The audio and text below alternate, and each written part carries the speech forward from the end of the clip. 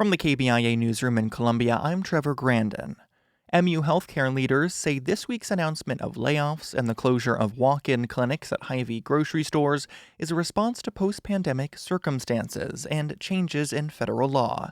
As KBIA's Stan Jastrzebski reports, that includes the passage of President Trump's massive tax and spending bill from last summer. MU Health Chief Financial Officer Greg Dameron told the University of Missouri's Board of Curators the system's goal is $80 million per year in profit, enough to provide raises and reinvest in buildings and programs.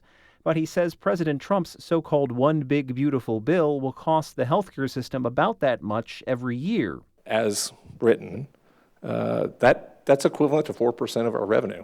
So it basically works out that the current margin target we have will get wiped out. 74 people have already lost their jobs as a result of the changes. In addition, the system hopes to save more money by giving employees 3 fewer days off per year and reducing the amount it contributes to retirement accounts. I'm Stan Jastrzebski, KBIA News.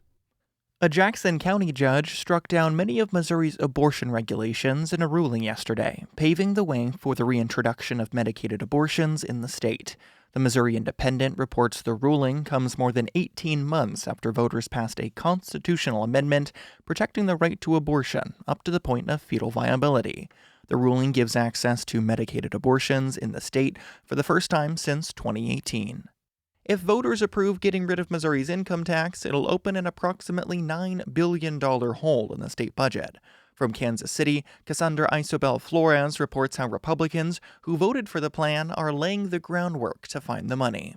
State Auditor Scott Fitzpatrick says Missouri is on track to run out of money in about 6 to 18 months if spending isn't cut.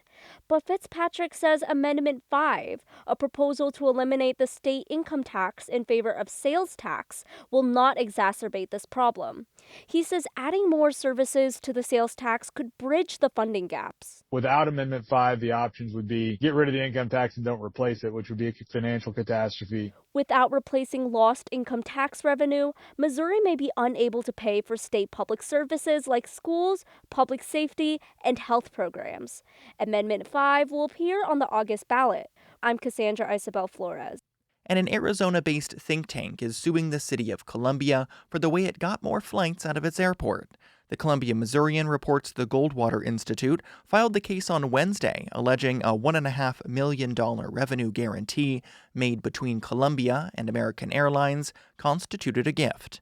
The guarantee came as part of a deal to begin flights to Charlotte from Columbia Regional Airport. Some of the money comes from private donations, but about half comes from the city's transportation sales tax. According to the agreement, the fund would only be used if American Airlines does not make $1.5 million in revenue by May 2027. I'm Trevor Grandin, KBIA News, Columbia.